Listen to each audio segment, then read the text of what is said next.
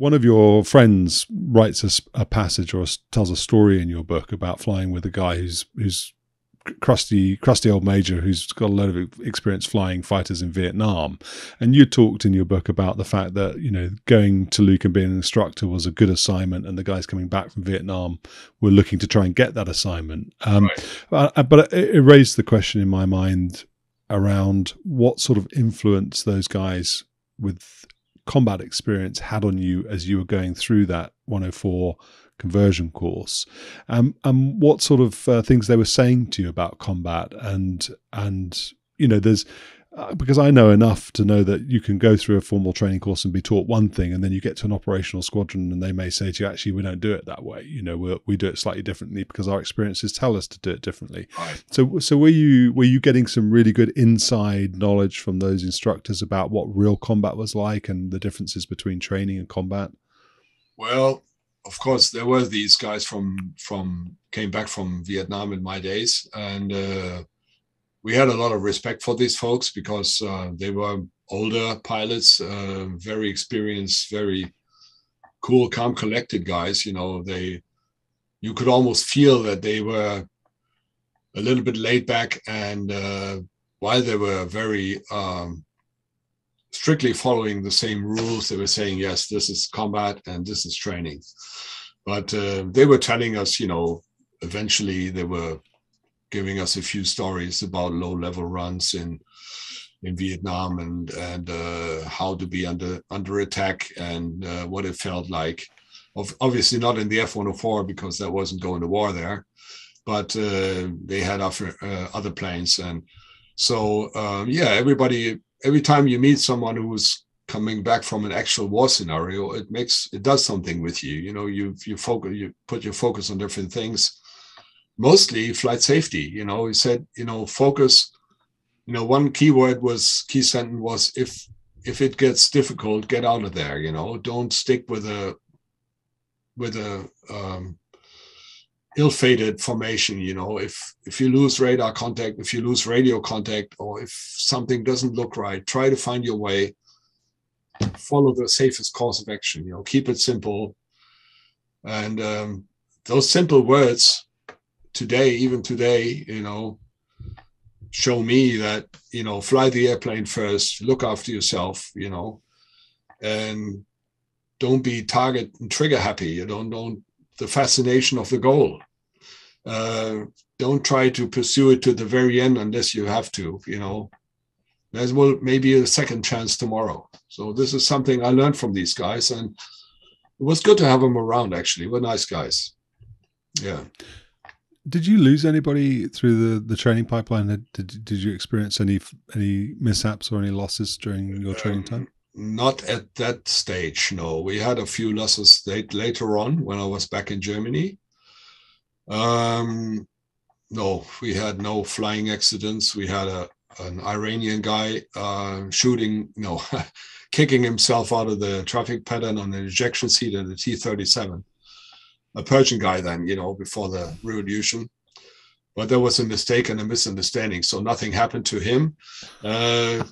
We had a few technical problems. One guy had to punch out with his instructor because he had a stuck throttle over the Gila Bend Desert where the firing ranges was, and he had to just abandon a perfectly fine aircraft just because he couldn't move the throttle anymore.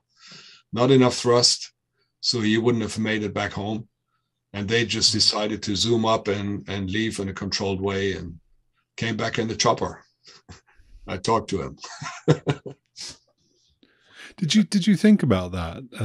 One of the things that seems to be common amongst my guests is that they don't, as young guys in particular, they felt invincible. It would always happen to somebody else. Did you think deeply about your mortality, about the risks and the dangers of what you were doing? Sometimes afterwards, yes. I have a few instances where I almost hit someone in training, even in the T-38 already, where a fellow pilot, a student pilot, misjudged his closure rate on a rejoin exercise. We were the lead aircraft and he was coming in from behind. And we just noticed he came in smoking like hell with a closure rate impossible to master, and he couldn't fit in.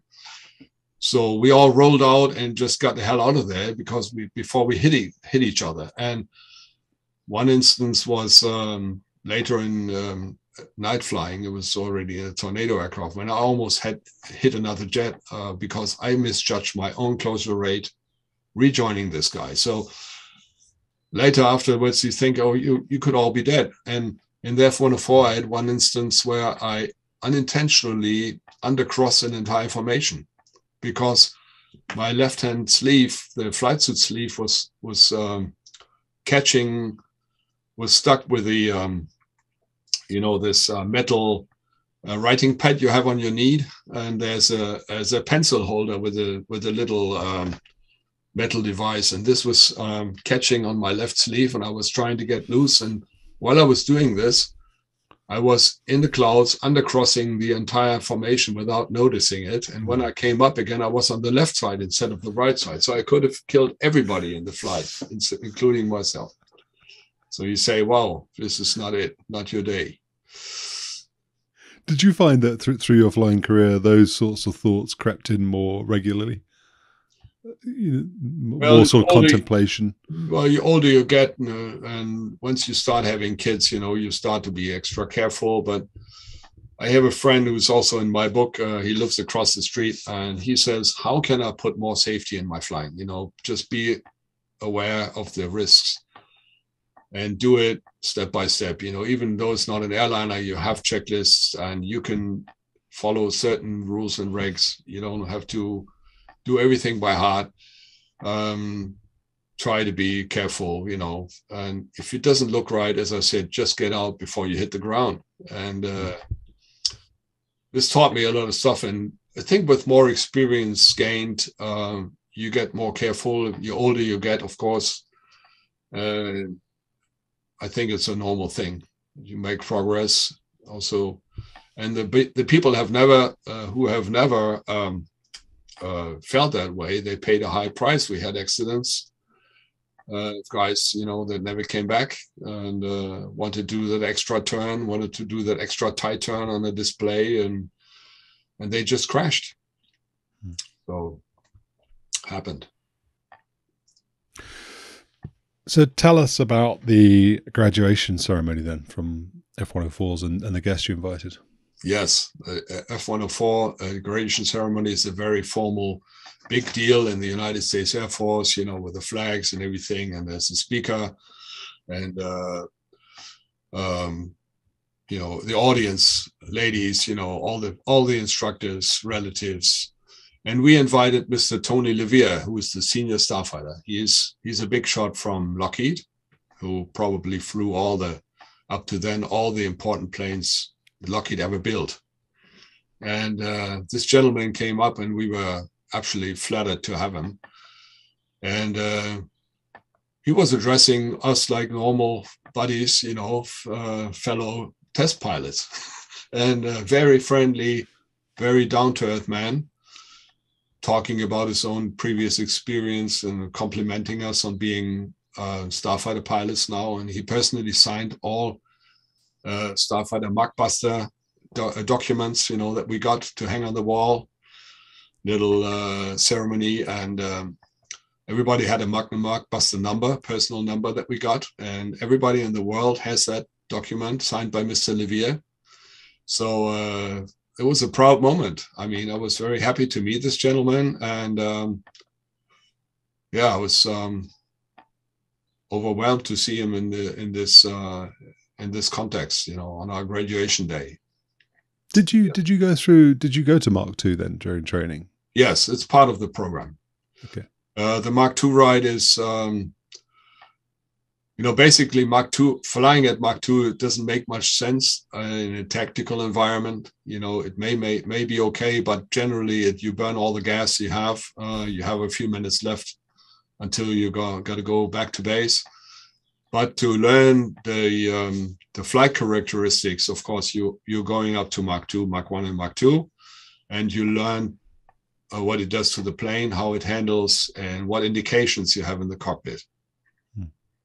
And that means the instructor together with you, goes through a thorough briefing, and he shows you, yes, after the transition of Mach 1, you will have very little noise in the cockpit. You won't hear any bang or noise once you transit the sound barrier, but you have a slight pitch up and down indication and the vertical velocity indicator, and then some flickering of the airspeed gauges. But then you just go through, and the airplane handles beautifully. It reacts smoothly. And as you approach Mach 2, there's a technical thing happening in the F-104, which is called the T2 reset. There will be a slow light coming on because the air intake is only designed to take a certain pressure and temperature. So you could technically go faster, but you have to slow down to stay below Mach 2. And the T2 reset is a feature that increases your engine RPM by a couple of percent to make up for the lower air density because of the higher temperature in the intake. So to give the airplane, to give the engine a bit more thrust at that level, increase from 100 to 104% RPM. That's it. So that's the F-104 J79 feature.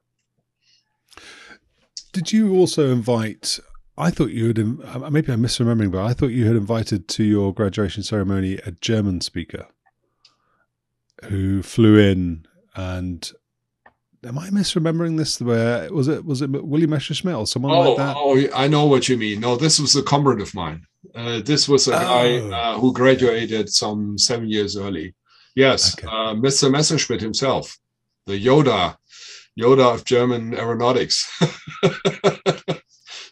Yeah, he came, and the way he described it, I loved it.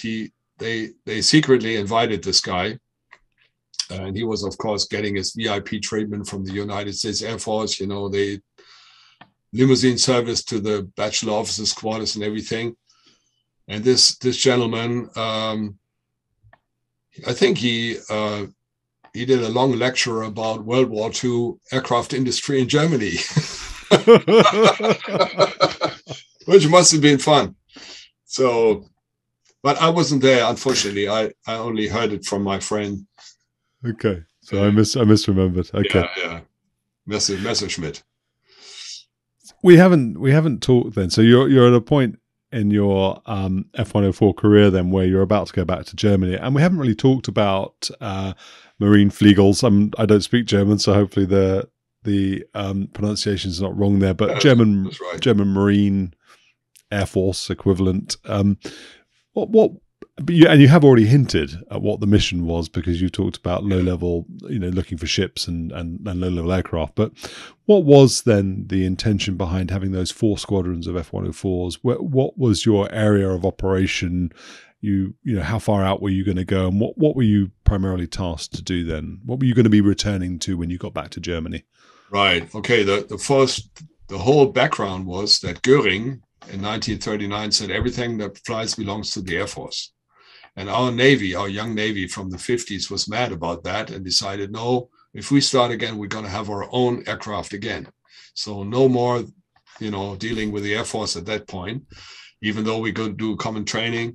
And they believed, and they still believe, that naval trained personnel that was on ships has a better understanding for the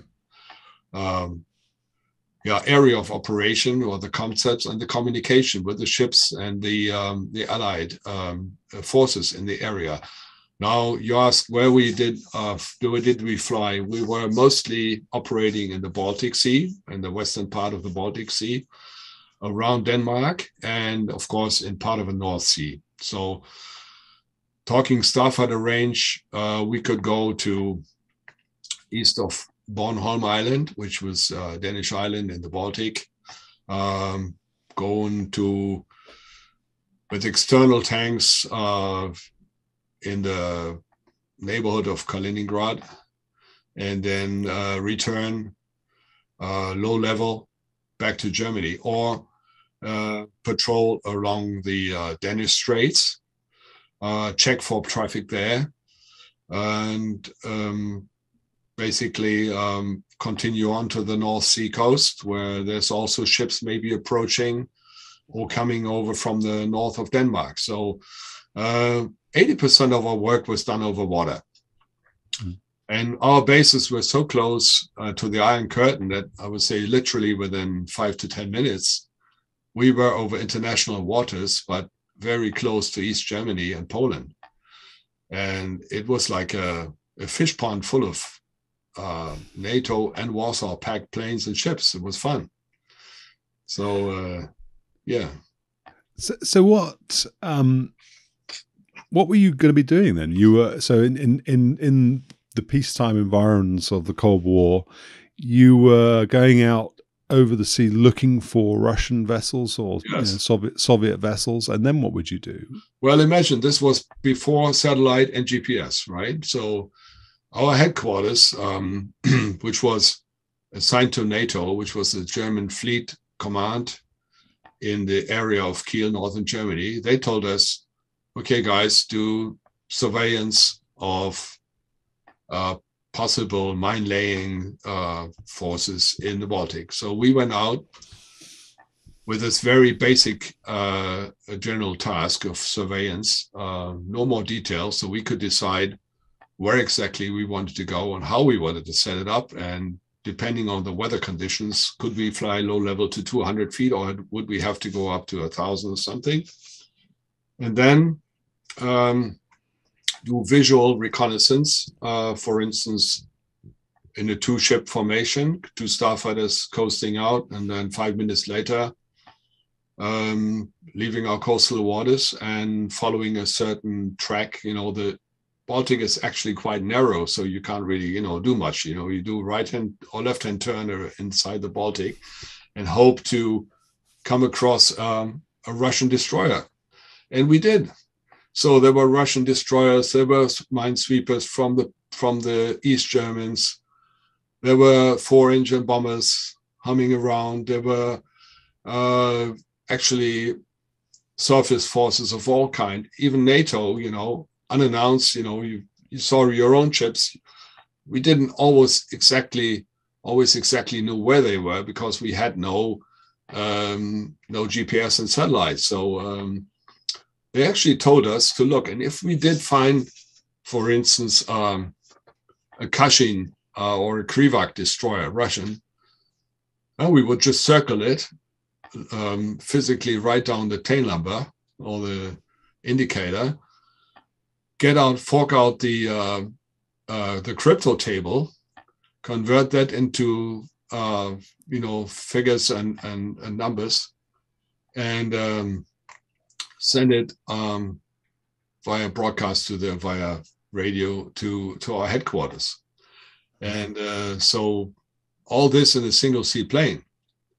And you were flying low level at 450 knots, 200 feet, writing down things on your knee pad while you were circling this Russian destroyer. It was quite a challenge sometimes. There was no real horizon. The visibility wasn't so good. And you had to keep your other guy in view, so you didn't hit him or you didn't lose him. So come back together as a formation. And this was one of our primary tasks, surveillance.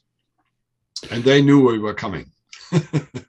I was going to say, did you have a radar warning receiver in the airplane? Did you know if they were? Yes, we did have a later on, not in the beginning, but we did get a radar warning receiver with a basic electronic library with a few known parameters of MIGs and threat radars, search radars. So yes, would it tell you what type was looking at you then, or would it just sort of categorize it as an early MiG type or later MiG type, or would it say to you MiG 19, MiG 21, MiG basically 23?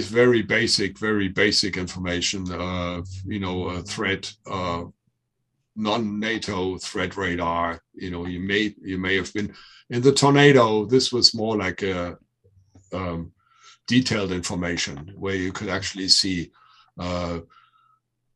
various symbols and distinguish, among those planes. But in the F-104, there wasn't much, actually, almost none at all in the beginning.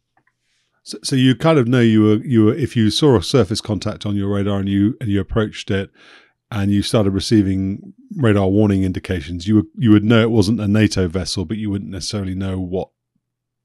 Well, what type. We were almost always going for visual identification, because our equipment was way too limited to actually judge from a radar blip or any other indication which was which. So we aimed for, even if the visibility was only like 5 kilometers, we were trying to get down and see what was there. And in one instance, Danish radar coastal control on Bornholm, codename Ice Cap, they told us, hey, there's a bomber contact. It was a slow-moving probably propeller-driven plane, some 70 miles, whatever, southeast of us, to go check it out. And we went there, and he says, I have a second contact. I said, well, I can see this 4-engine bomber, but I don't see any other plane. He said, I do see a second radar contact. Please check around maybe. And then we decided one of us was diving in the clouds near the contact that we followed. And there was actually a second plane, like a goldfish underneath, flying formation in IMC underneath that plane. So that was fun. And just an example, this is part of the work we did over the Baltic. So pre-satellite, this was all we had. And Naval Command was relying on this information, even though by the time we landed, it was already, an hour later, and those ships had gone, 20 miles east in the meantime, or west, but was not a big deal. There's obviously lots of tales of NATO aircraft intercepting Soviet aircraft, and I mean, there's a couple on my channel where guys have talked about bombers trying to disorientate them in the night by shining lights in their eyes and that kind of stuff, or trying to drag them into the sea by flying low and then turning. Was there an equivalent then from a surface vessel point of view? Did they do things to you? I mean, that's kind of why I asked about if you got a raw indication and you had a surface contact and you're approaching it, you would know that it wasn't necessarily NATO, because maybe you were preparing yourself for them to do some things that would try to put you off, like lock you up or shine lights at you or something like that. Were they better behaved, or did they also engage in the same sorts of activities? Mostly they were trying to trick us into the 3-mile zone, coastal zone. At the time, there was only a 3-mile coastal water zone. Later, 12 miles after a couple of years. So it was really close to their borders. And of course, they were just inside these 3 miles. So they were hoping for us to get in there, and so they could catch us, do something to us. But no, I would say the average surface vessel that we encountered, the fleet, they were actually quiet and just minding, their business. They were going their way. Never saw them aiming their guns at us, doing something nasty. Never had any personal engagement with Eastern aircraft. I saw a few, yes. Friends of mine have been toying around with fish beds and such. But me personally, I've spent a couple of years in the Baltic. I never had any instances. Later on in the Tornado, we could listen in on the VHF traffic. We only had a UHF radio in the F-104, which was kind of a limitation, because we knew they were transmitting on VHF 124.0 and doing their traffic in German and Russian. So later on, when I was able to follow their conversation a little bit from the Tornado cockpit, we could hear actually, what they were doing in the gunnery range and whereabout they were flying and what they were doing. So that was different. But back in the F-104, we had practically, that's all we had, visual identification. Yes, daily security briefings. intelligence briefings, I mean, from the intelligence officer, talking about various new types of ranges and missiles, so we would be aware. But once we were over there, all we could do is actually try to identify them, take a note, and follow their trails and see what they were about to do. You had no INS in the airplane?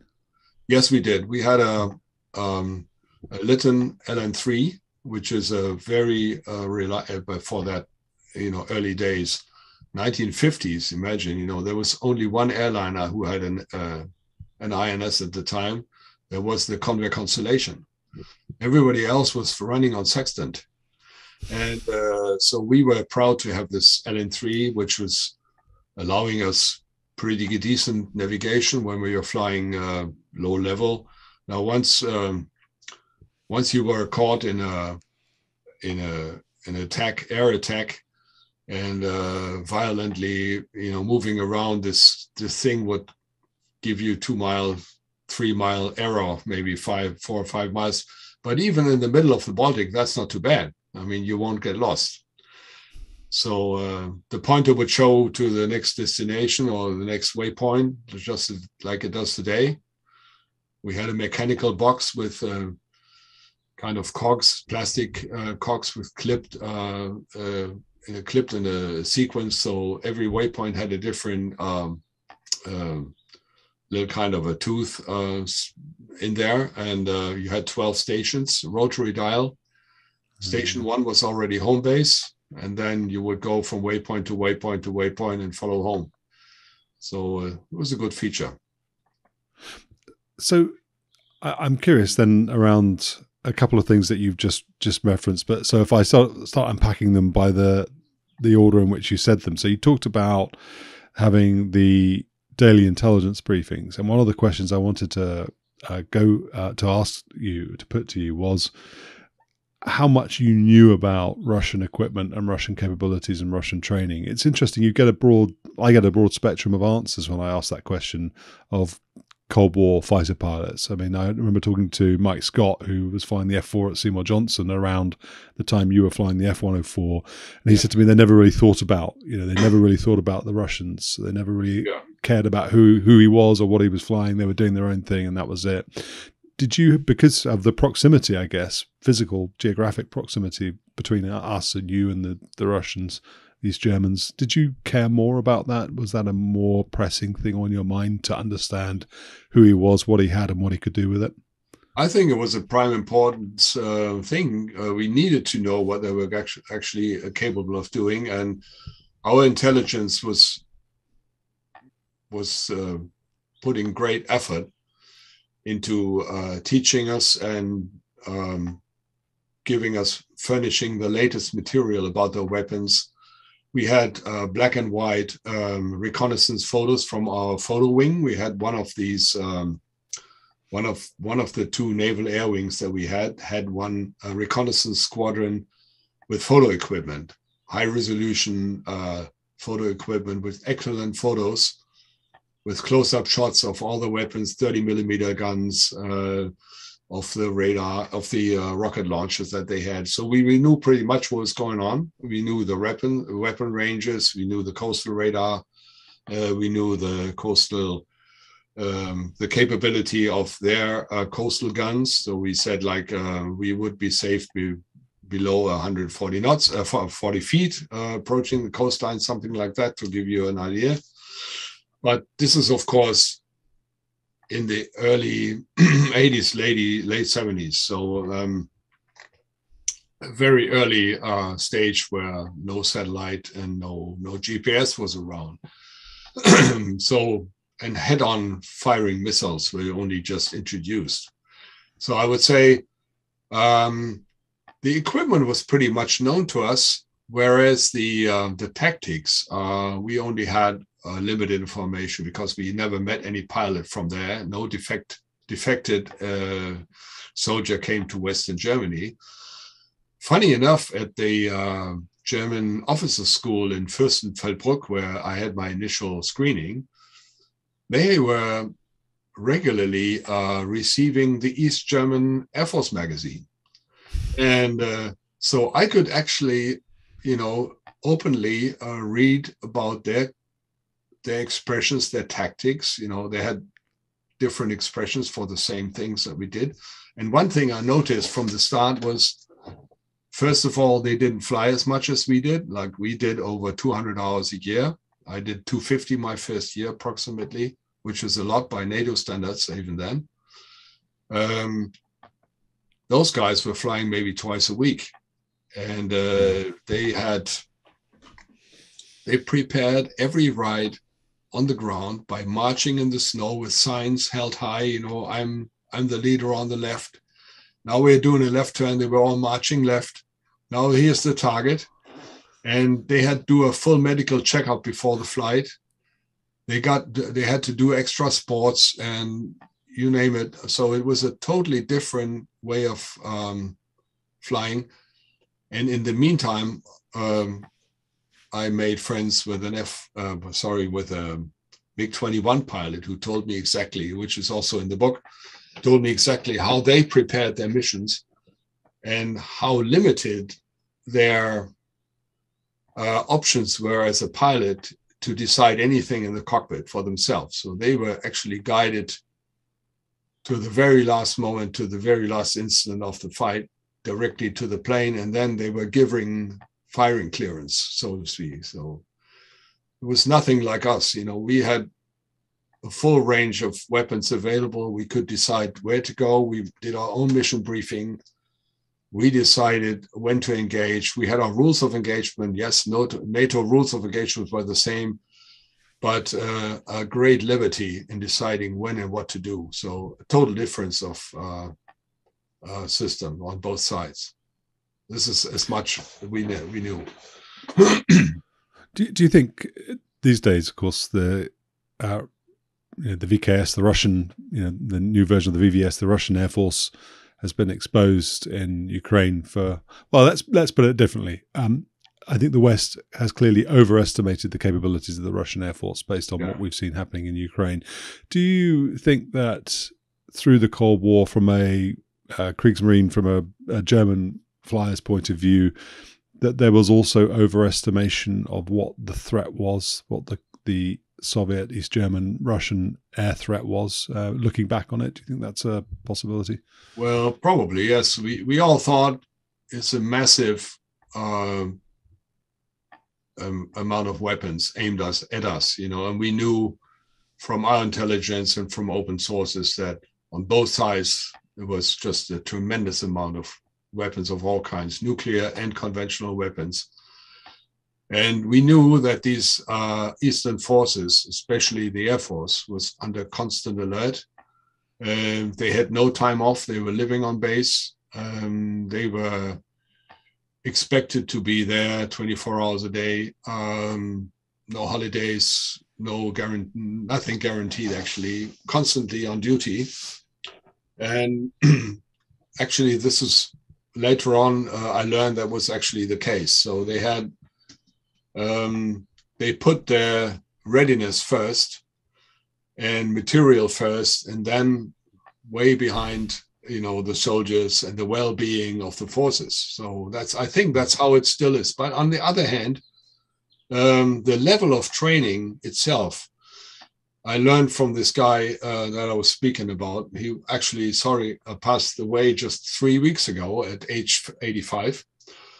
So a personal friend of mine, he said certain pilots in the squadron were selected for advanced fighter maneuvers training. So only a certain amount of guys received that training. Not everybody on the coastal squadrons was actually receiving overwater training, even though they were based in Peenemünde, or some other coastal bases.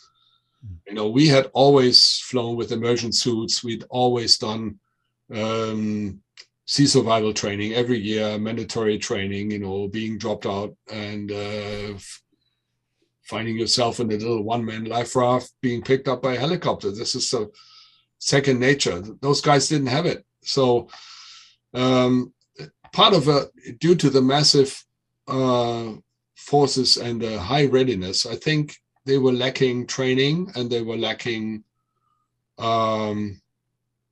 probably this independent way of thinking. Also, yeah, I would say that that's the main drawback, the independence of the individual pilot. You know, they were always on the leash. You talked earlier, Rolf, about the Cormorant, the anti-ship or the anti-surface missile, and I was wondering if you could describe a little bit about that, and maybe talk about, you know, you've just referenced the fact that the Eastern Bloc countries were going to be coming at us in volume, with not necessarily a technical advantage, whereas you know, Western philosophy and doctrine, or NATO doctrine, was to have more capable but fewer in number. Was there a technical overmatch then between, let's say, the Cormorant and a destroyer, a Russian destroyer, or you know, any other sort of surface vessel you were going to shoot? Could you get inside? Could you shoot that before it could shoot you? What was that weapon system, and how were you going to go and employ it? Well, the Cormorant missile is technically related to the Exocet, and it's a fire forget weapon. You shoot at a certain distance out, and you preset it to a sea skimming altitude. So it has you launch it first with an initial guidance from your aircraft saying, okay, this back there is the hostile contact, go fire it, and then it will switch to the independent search mode and guide itself by its own means with the radar towards the target. And so you are actually out of the danger zone already, having done a 180 turn or a vertical maneuver to get out of this firing hazard zone. So that was the whole idea, the standoff weapon, which was the only first weapon of that kind that we had, because before that we had French AS-20 and AS-30 anti-surface weapons, which were guided weapons with a little joystick in the F-104 cockpit. And that was a very, very difficult thing to handle. And we only did this in exercise. I never fired a live weapon onto a target like some of us did, you know, some of the more senior pilots, because these weapons were terribly expensive. I mean, live firing an Exocet, a Cormorant missile meant something, you know. They were shipped to Italy and then went to the Mediterranean and fired this onto a Leander class or whatever, and then try to sink that. And I met this gentleman who also lives in my neighborhood now, and he says he was absolutely devastated by the amount of damage that one Exocet, or rather a Cormorant missile, can do to a single surface plane. They're actually incredible damage. So, yeah, this was our best defense and our best attack weapon that we had, the most expensive one and the most modern one that we kept also on the Tornado. So we went 1-to-1 from Cormorant Starfighter to Cormorant Tornado, and it's a pure naval weapon. The Air Force didn't have it. In turn, we didn't have their nuclear weapons. We didn't have nuclear weapons at all. No nuclear weapons training in the Navy. And we felt quite comfortable with the Cormorant in case of a armed conflict to be able to fire it and get away. What would you do? Would you come in high and shoot them? We actually come in at 100 feet or 200 feet and then just, acquire it with radar, point it to the direction, launch the weapon, and the weapon would pick up, after a certain time, follow by its own guidance, like an air-to-air weapon, basically the same procedure, follow the radar structure and then destroy it. Is it still current, the Cormorant? Is it still in use? Yeah, it is. Okay. So that was the other question I was going to ask you, was whether you would fly the whole profile low level. You talked about going in the weather 100 feet, 540 knots out over the sea. Yes. Single pilot operations in that environment, very tricky. And I just sort of wondered why you wouldn't sort of start at a medium altitude and then work your way down once you found something you were interested in. Well, the basic problem is once you're at medium altitude, you're being detected earlier. And, radar, even though it was not quite as the same state of the art that we have today, they would definitely pick you up. Whereas at 100 or 200 feet, you had a chance to escape or to show up undetected. And especially with a force of, say, 4, 6, 8 planes, and then spread out and, 9,000 feet apart and silent, no radio transmissions show up at a very low level. And that was probably the main advantage, the little starfighter with a low frontal exposure, very low radar signature, small radar signature, coming from the sun or, coming from the low level. It was an excellent means of, intrusion. And yes, of course, if you were coming in on a high profile for fuel saving, that was a different story, but you had to go into the target area way before at low level in order to achieve anything. So what can you see at low level on that radar then? I mean, how far out would it be searching? Would it be 20, 40, 80 miles? How far out were you expecting to see a surface contact? I mean, yes, you have a 300 mile plus range, but that doesn't make any sense. Within the frames of the Baltic, which is really narrow, as I say, it's like a bathtub. You fly in there, and you're looking in the 20-mile range, and you see a blip, and if you have a certain sea state, which is not too heavy, then you will definitely make out something, and this radar declutter function will show you something. Even in a mode of 1960s, 70s monochrome radar, you will be able to make out something. And if you see something suspicious and it's not an island or a lighthouse, you will go there and check it out. And that's what we did.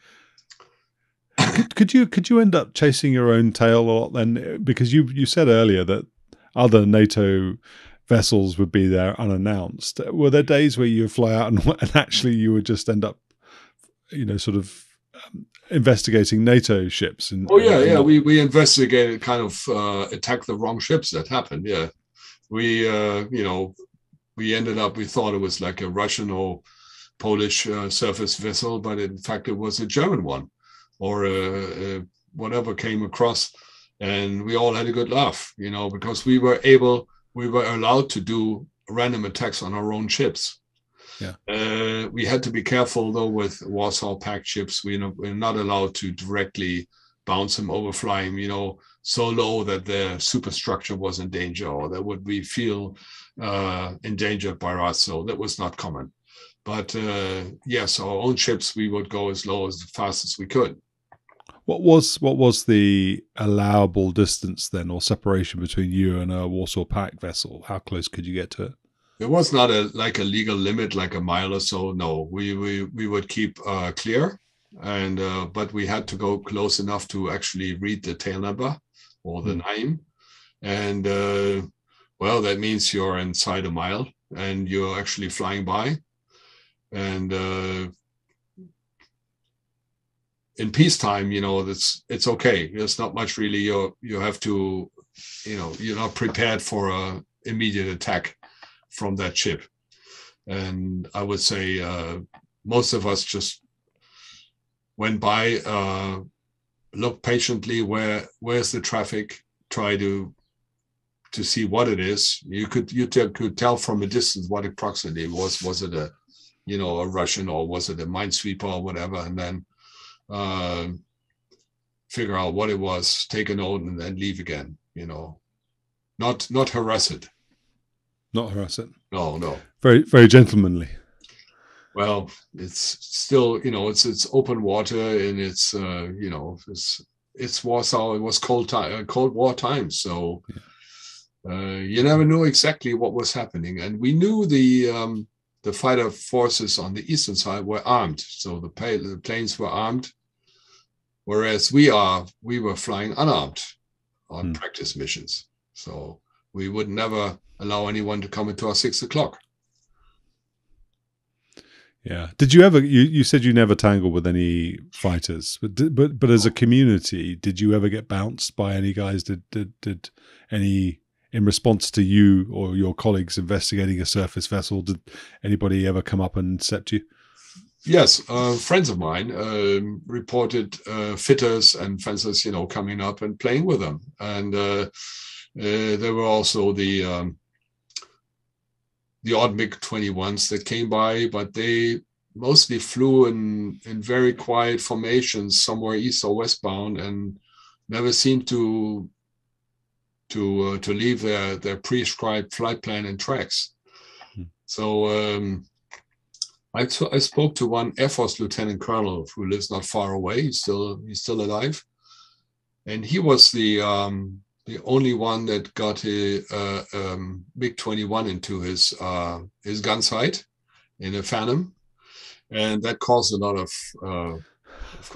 of attention with higher headquarters, with brass. They say, how is this possible, and why didn't they react? Because he found himself behind two East German MiG-21s, and said, okay, why not do a barrel roll and see if they do anything, and he tracked them for a long time, and it's also, the video is on YouTube. You can see it, and it's fun.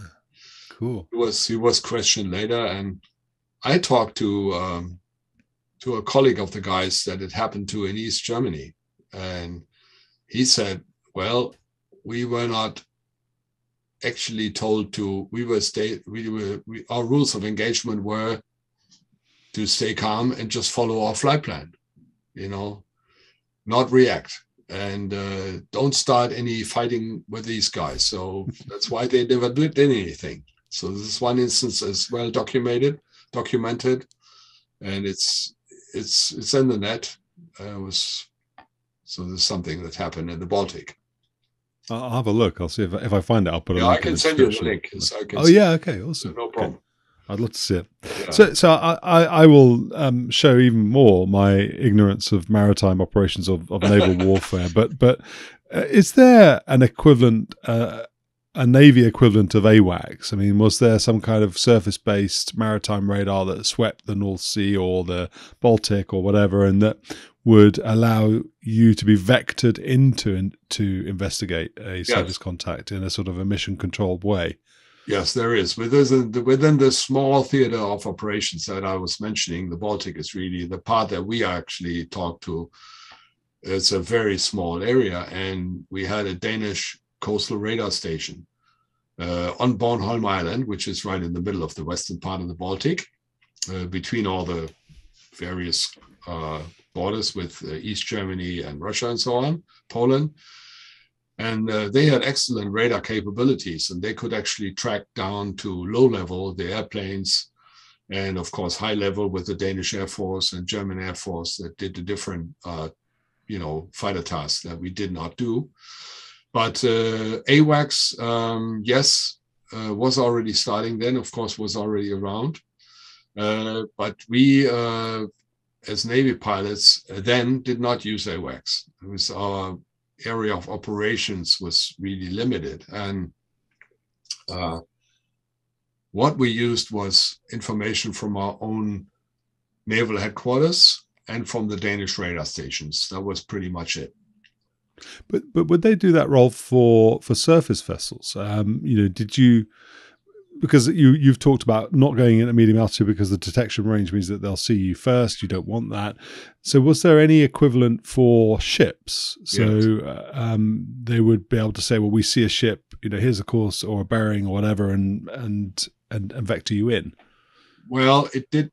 Yes, that also existed. Those were the same Danish coastal stations, and we also had a couple of intelligence ships of our own that could receive and and identify signals from the Eastern forces surface.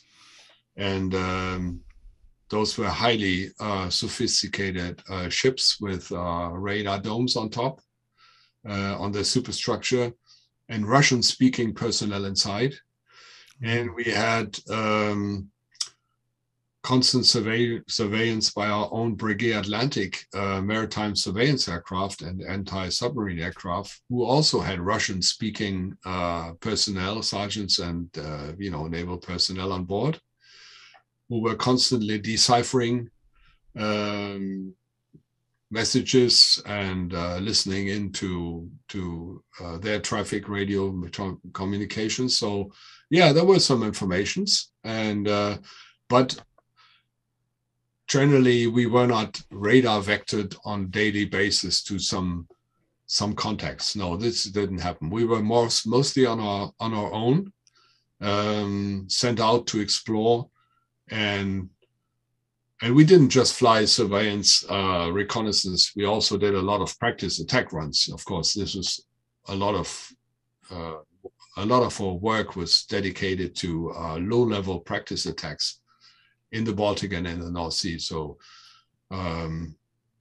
attacking a simulated target in presented by a lighthouse, for instance, saying this is a Russian destroyer and now coming in from various directions, attacking with guns and bombs and so on, and hitting the TOT within 5 seconds.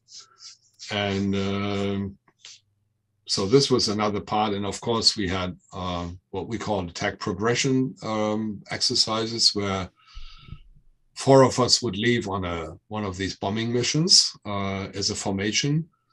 2 would play the escorts, looking out for hostile air traffic. And then 1 guy was totally detached as a fighter, coming in from anywhere, trying to bounce this formation. And that, of course, caused a lot of attention when he came in smoking from the sun, down from 20,000 feet to a formation flying low level and very difficult to detect him at any point along our route, and then trying to pursue the target with a bombing force, whereas the escorts were trying to deter these incoming bogey. So that was a big part of our weekly training. Did you have air-to-air TACAN? Not at the time, no. Okay. We got that with Tornado. So the guy doing the bouncing would do it presumably based on knowing where you were going to be at a certain point. Yeah, he knew where we were going to be by following our visual flight plan pretty much. But he knew this point in time he is supposed to be at this island, and hopefully there we were. But no, we had no idea. Later on in Tornado, yes, we could switch on air-to-air TACAN, and we could tell, in our airbox where approximately the other guy was. Yeah. You did say that your air-to-air was the secondary role for you. Yes. How much did you practice that then? That's a very perishable skill, isn't it? I suppose all these skills are perishable, but how did you keep your hand in at BFM or the air-to-air side? In the Navy that we had then, it was a big part of these attack flights with simulated attacks, and it practically almost ended up in this setup. We ended up being bounced by a fighter, and then automatically getting into a sandwich situation, circling around until we got our speed, and we had a formal BFM, basic fighter maneuver training, in the temporary reserved airspace over the North Sea near our coastline between 8,000 and 24,500 feet, for instance. That was a space that was reserved to our fighter planes, just doing formal exercise. But the more realistic exercise was actually being done at low level when somebody came in, and with a lot of overtake, you were already going 540 knots and he was going 600 knots. And then the fight was developing. He was trying to get behind number 5, and number 6 was trying to get behind him. And everybody was yelling and shouting and brake left and do this and do that and accelerate and bogey is here and bandit is there.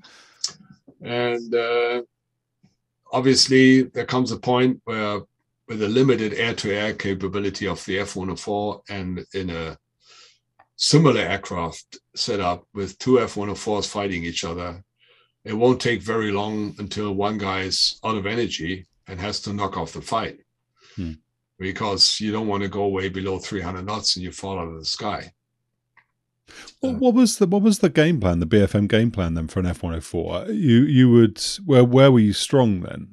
Instantaneous turn rate, just speed? Yes, acceleration. I mean, our emphasis as a Navy pilot was basically attack and evade if you can. You know, low on the deck, unload, extend. Go down to 50 feet, plug in the afterburner and get the hell out of there. Because once you got into a serious fight with a dissimilar aircraft, say a MiG-21, who has got all the advantages, you know, a trained fighter pilot on the stick, a very good aircraft with better turning capability, you're dead from the start.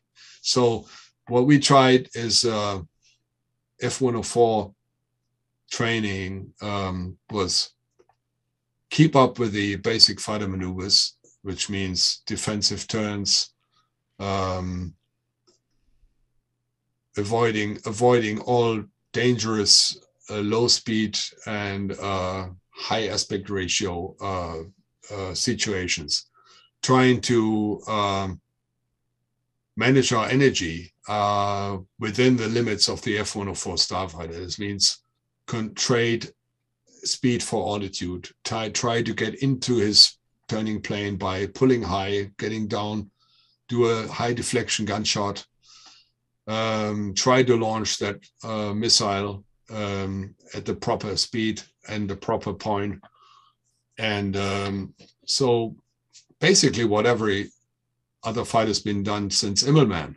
And so the rules haven't really changed. It's only that various planes, different planes have different capabilities. And the F-104's drawback was really the poor turning capability. And that was really, I mean, even today, you ask yourself, why did they select a plane that was so bad in that respect, you know, because any subsonic plane on the right day, the right person on the controls would kill you.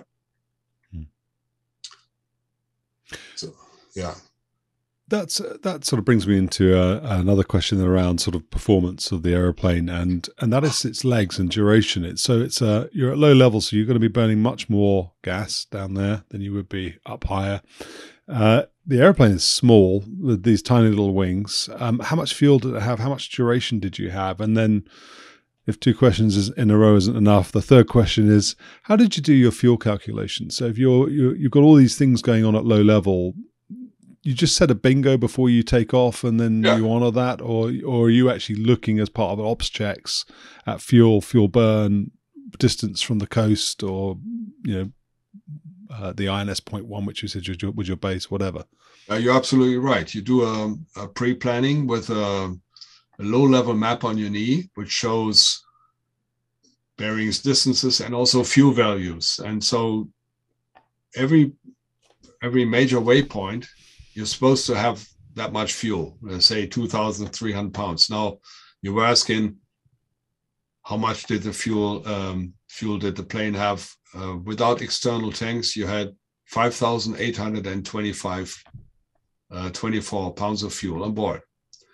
Now, you were burning at least 2,500 per hour. So you would say in a normal environment, 1 hour flight with reserves, 1.5 hours, and that was it. If you had more tanks, we had up to 4 external tanks. They had 1,167 or 1,205 pounds on board. That would extend your range, but it would also limit your capabilities. Less G loads, poor turning capabilities, no Mach, no supersonic flight with 4 tanks. So you would have to drop in anyway.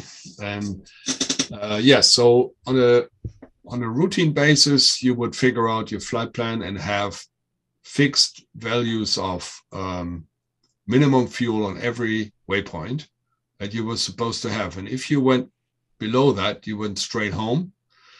If you hit it, you were bingo, and you declared bingo to the rest of the flight and said, "I'm bingo, I'm going home." Or, "We are approaching bingo fuel, guys. Watch it." The flight lead would say something. And at that point, everybody would just break off operations, and we, get the formation back together and head for Schleswig Airfield. So, it's an important point, because with that fuel consumption and the little you have, but that's the same in every fighter. And I don't think it's a big difference. So you're always fuel conscious, and you have a so-called minimum touchdown fuel that you will never bust. If you approach the field, you need to have a certain amount of fuel in order to reach your destination, and possibly the alternate if the runway is blocked for somebody who's lying on the ground, can't land. So these values are always observed.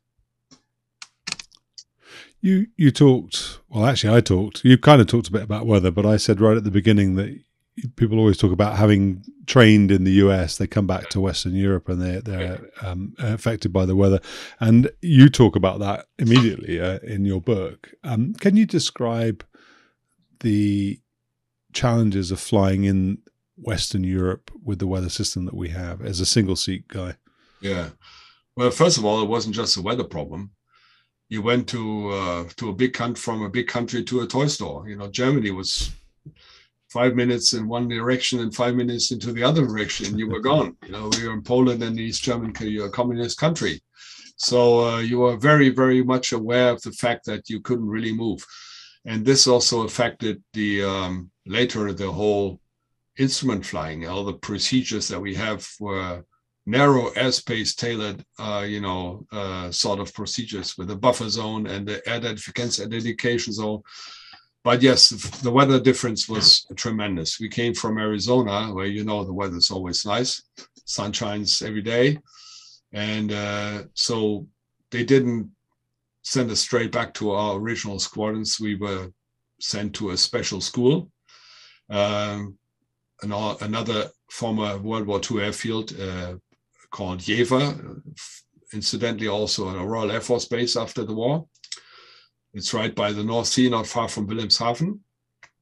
And the only purpose for us there was to learn to fly under instrument conditions in the real poor weather. So we were lucky. We were in 1978, 79 was the worst winter conditions in Europe then. Heavy snowfall and a lot of gusts and everything. So what we did is mostly start off single ship, shoot approaches in almost every available airbase around, do PR approaches, GCA approaches, climb out again, next base, and so on until we ran out of fuel and came back home.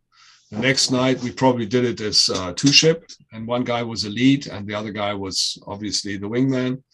And that was tough because you had to watch out for both planes and yet execute the same proper procedures. And with this old-fashioned equipment that we had, of course, no screens, just one TACAN receiver, which is basically a VOR DME indication, distance and a pointer dial showing into the direction of the radio station.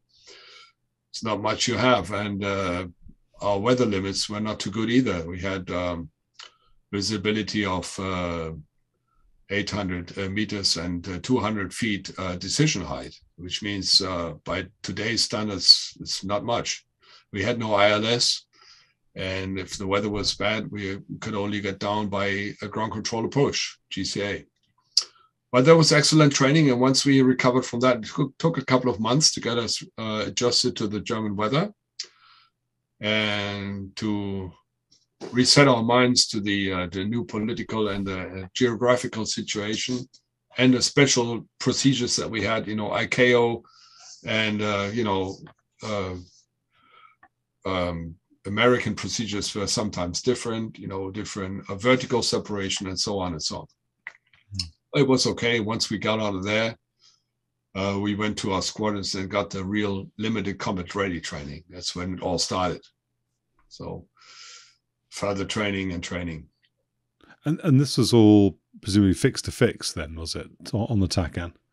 Yeah, you did fix to fix, and basically all you could do is go from one point to the other, either fly straight to a station or figure out yourself, mark eyeball where to go left, and then figure out a certain angle where you would expect to intercept this radial and fly to that station. So it wasn't bad for mental practice. Got you a pretty good idea of where you were. Stay safely in the airspace of civil aircraft who were on different frequency and had different equipment. And at that time, there was still a separation between operational and general air traffic, like it is still today in certain countries like Brazil or France, I think. But in Germany now, it's all one big system, and they all speak, of course, on the same frequencies. We have VHF, UHF. We only had UHF, as I said. So it was a big difference to fly around in this, different environment under different weather conditions. It was a pretty big. Did you do any of this at night? Did you do any operational stuff at night as well? Yeah, we did night low levels, and we did night surveillance, 500 feet minimum altitude over the sea. Lots of things. And you're just doing that on the readout, so you've got a readout that's just going to beep exactly, if you go below 500 feet. The readout was our main tool, of course, for all low-level flying, set to a safety altitude of minus 10%. So a buzzer would come on, or a light would come on and saying, "Hey guys, watch out." The development of the radar altimeter meant a lot, and it was really the best tool that we had. Later on with autopilot, but not in the Starfighter. I suppose you wouldn't really need any kind of autopilot if your duration is only an hour and a half. Anyway, yeah, so. You did use it for high-level flying to Sardinia or somewhere to France. If you wanted to put the plane somewhere, yes, it was boring at 25,000 feet to fly by hand, and you rather look outside. And it was a very basic autopilot that could, hold your altitude and direction, not the speed, not the approach mode, nothing. So it was different from today. And I suppose we're sort of drawing to a close, but sort of final question that I'm thinking of right now, at least, because I always say final question and then I think of another one. But did you didn't at that time have any air-to-air refueling capability? I know that they introduced it on later starfighters. Did you guys ever get that capability, air-to-air refueling? No, the US starfighters did have it. There's even a movie out showing some Hollywood movie with starfighter refueling, but we never had it, and we only got it in the Tornado. So we had to stick with what we had in the tanks. What would be, if you were going to tell one story about flying the F-104, I'm putting you on the spot, but if you were to tell one story about flying the F-104 to somebody, what story would you tell, or what memory would you share? Well, my most memorable flight was obviously my last cross country to Iceland. When I stopped, we were two aircraft flying from Schleswig Naval Air Station, where we were stationed, to Lossiemouth in Scotland. And Lossiemouth did refueling and then hopped over low level to Iceland, which was a long stretch over water, no radio contact. We had no HF. We had our immersion suit on, and pretty lonely out there. And so all we had a flight plan, and we knew people would probably look for us if we were not showing up on time. So we were coming up to Iceland, and the weather was absolutely gorgeous, and we had fuel in our tanks. So we called the tower at the time, US Navy, say, "Hey, we'll just do some sightseeing. We'll be back later." And so we went to the glaciers and we shot our photos and everything. And then we landed and spent the weekend. That was the whole primary aim, was the navigation part and just do some sightseeing. So we rented a car and looked at Iceland. And then Monday morning, I was starting up the starfighter, and the oil low level light came on. So it was totally dry. There was no oil whatsoever in the whole engine. And we said, how could this be? And the guy loosened a few screws on the outside, and he found pretty much after a few moments, he found the answer. Was one of the main the tank the hose from the main oil tank to the engine was leaking. So while I was flying over the glaciers and having fun, I actually lost all the oil. So that was the interesting part. So I could have been, bailing out somewhere over Iceland, but this never happened. So the nice thing about it was we were stuck there for another 4 days until a German Air Force transport brought a new engine. And they put in the engine, they tested it, and once they did it, we were in a big hangar with the U.S. Air Force housing AWACS planes. So there were armed guards with M16 machine guns, and fur heads watching us, and so good guys from the United States Air Force and security police. And when we were all done, our mechanics had a big metal chest, and they opened it up, and I thought, well, what's inside this chest? It was full of booze. And so they had a toast on this engine, and the American guard with this M16 he was standing by. These Germans are crazy. So the mechanics, of course, we couldn't drink because we were supposed to take off, and we left the same day. But the mechanics, they had a nice drink.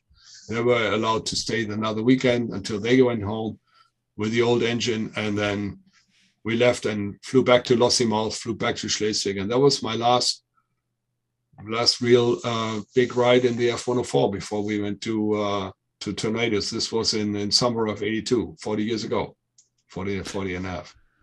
You had 4 years on the F-104 then? Is that Yeah, right. Okay. And how many hours did you get? I had just over 1,000, maybe 1,300 or something. I have my mug inside the shelf, 1,000 hours. So I flew over 200 a year. So yeah, I just got over 1,000. That's it.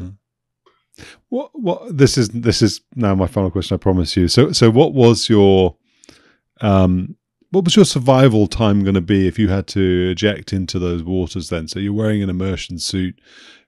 Presumably it wasn't measured in minutes anymore, but maybe hours?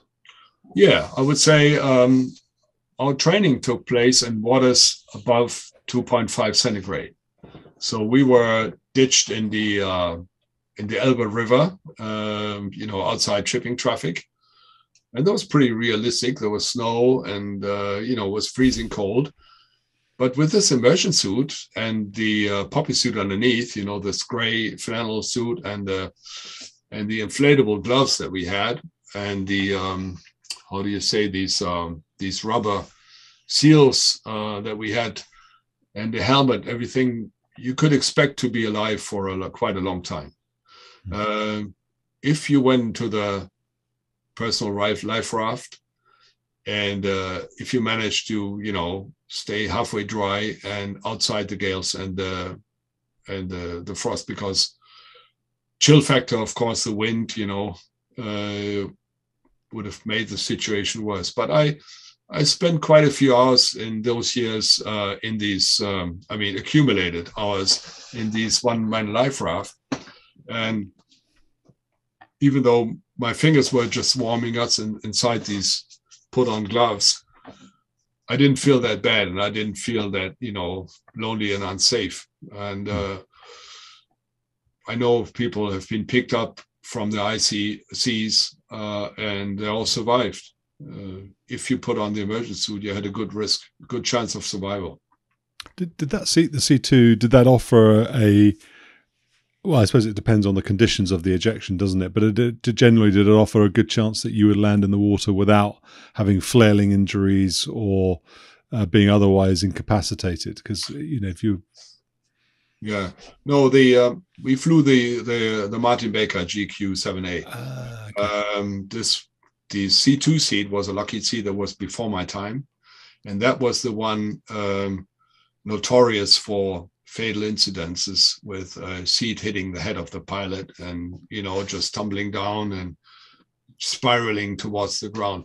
No, with our Martin Baker seat, which was an excellent seat of its days, the man seat separation was not an issue anymore. So we were sure to be very, very far apart from our original seat. We had a survival pack underneath the inside the seat cushion, which was attached to us by a line, and that stayed with us all the way down to the seat.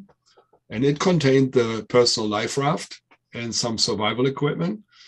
So if we ever left the plane and under halfway controlled conditions and ejected and got on, released the parachute, and the rest was pretty good. And we were expecting to be in the life raft soon after. So did you wear leg garters to retract your legs into the seat? Okay. Absolutely, yes. We had blue lines in a diagonal way attached to the seat and onto our special wristbands leg bands that we had to Velcro tape to our uniform. It's been fascinating listening to you recount your stories on the F-104. Genuinely, it has. I wonder. You just mentioned tornado. Would you come back and talk a little bit about that? Sure, if you like. Yeah, be happy. Thanks. Yeah, okay. Thanks for tuning in to 10% True. I hope you enjoyed this episode. Feel free to subscribe, and if you're on YouTube, hit the bell button to make sure you get notified of the next episode. Thanks and take care.